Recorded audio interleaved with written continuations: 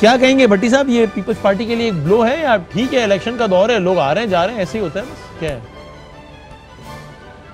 दो तीन बातें हैं वसीम बदामी साहब। नंबर 1 बात यह कि जो आपने नजरियाती कहा है, मेहरबानी करें, अगर मैं प्रोग्राम में हूं तो फिर तो ये नजरिया और जमहूरियत आप अपने पास ही रखें मेहरबानी करके।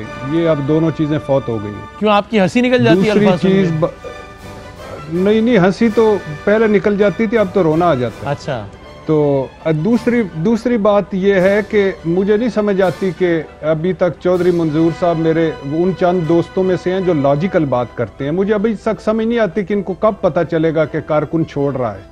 लीडर तो छोड़ें, कारकुन कब पता चलेगा? चलो जब पता चल जाएगा, ये इनकी अपनी पार्टी है। तीसरा, ये मौका परस्त हैं, ये मफाद परस्त लोग हैं, ये फसली बटेरे होते हैं, ये जो उड़ान भरते हैं एक तरफ से दूसरी तरफ चले जाते हैं। ये आप तहरीके इंसाफ को दाद दें। शौकत यूसुफजई साहब यहाँ बैठे हुए हैं, हमारा बड़ा साथ रहा, इनको दाद दें।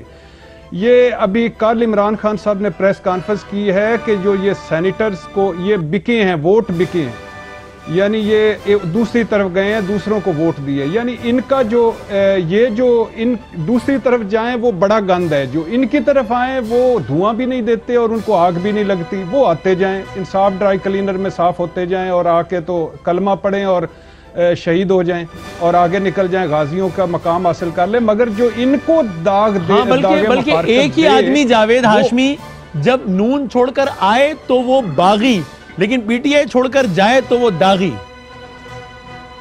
हाँ नहीं, ये वो तो एक क्लासिकल केस है, वो तो एक सेपरेट केस है कि वो अगर आराम से चले जाते ठीक, उन्होंने तो छुरा मार के गए थे, वो तो एक इलेदा केस है, उस पर इलेदा कभी बात कर लेंगे।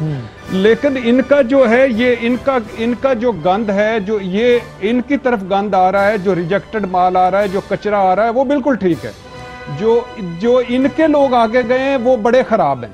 वो उनका नाम भी ना लो, वो जमहूरियत भी खतरे में है, वो सारा कुछ खतरे में है। तो अब अल्लाह माफ करे, ये बस क्या कहूँ, ये सारे ही ऐसे हैं। 2015 में भी परवेज खटक साहब ने कहा था कि सेनेट के इलेक्शन में मेरे अराकीन बिके हैं, कुछ भी क्या हुआ? कुछ भी नहीं हुआ। यही बल्कि मजेदार बात है, 2015 में पीटीआई को सबसे ज्यादा एतराज नदीम अफजल चंद साहब के वोटों पर था।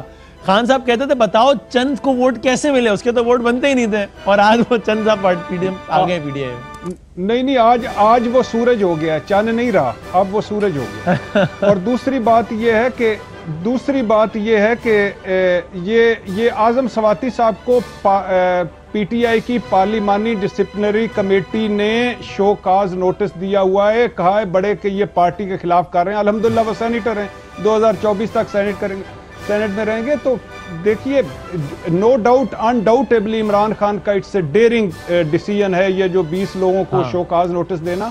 और मुझे समझ नहीं आती ये 20 के 20 कोई पर्दादार बैठे हैं, कोई कहीं बैठे हैं, कोई किधर बैठे हैं। भाई यही बात तो पूछने के लिए उन्होंने शोकाज नोटिस दिया है, उसमें सीधा सीधा लिख दें कि मैंने नहीं किया।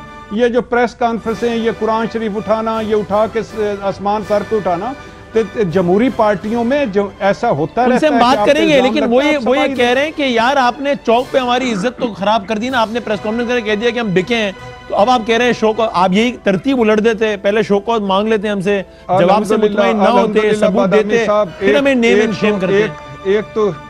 एक तो ये भी ज़हन में रखिएगा कि जिसकी जितनी थोड़ी इज्जत होती है उसकी उतनी ज्यादा इज्जत नीलाम हो जाती है। दूसरी, मियां मोहम्मद नवाज शरीफ से लेकर इन केपीके के अरकान तक सारों की इज्जत खराब हो रही है। कुछ भी इनकी इज्जतें ही हमारे सर पे, पता नहीं इन कैसे इज्जतें पहले असेंबली हुई थी। मैं शौकत साहब से पूछता हूं, ठीक है, अल्लाह रहम करे।